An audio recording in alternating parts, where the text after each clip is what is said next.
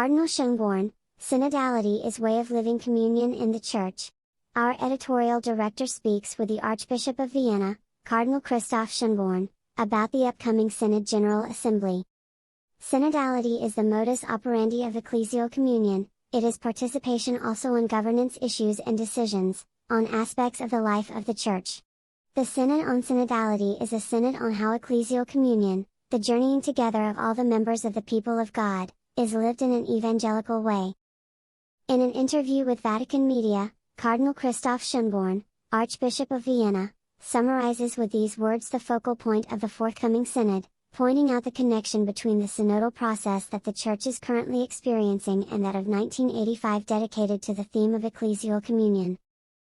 This emphasis helps us understand how communion and striving for unity, at unum sint, come before different points of view, with the hope that it will also determine the way of presenting and discussing them.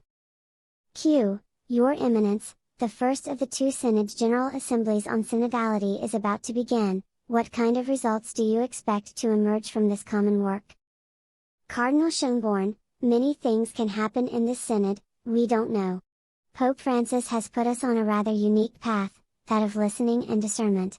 These are things that always need to be done, they are elementary things for the life of the Church, but the Pope has placed a much more explicit emphasis on the question of discernment. What does the Lord show us?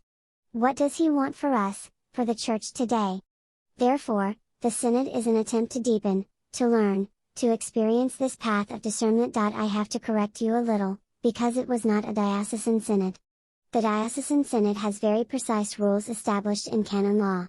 I had the idea, and we shared it with many, of taking another path, that of diocesan assemblies. We have held 5 of them, each with 1,400, 1,500 delegates coming from parishes, institutions, orders, from all the realities of our diocese. The guiding idea was the one that Pope Francis mentioned several times, that of the Council of the Apostles, which we read about in the Acts. I propose to the diocese that we talk to each other in an orderly way about what we have experienced in our journey with the Lord, what God has made us perceive in our lives, in our parishes. Therefore, secularization is not only a disadvantage, it also has a positive side, in the sense that personal existential questions are raised in a perhaps more direct way. And therefore, the Lord is active. This is the Gospel, it is a force of life, it inspires life and, in this sense, I am confident that this synod, despite all the criticisms that are already being made, will be a step towards carrying forward the communion of the Church.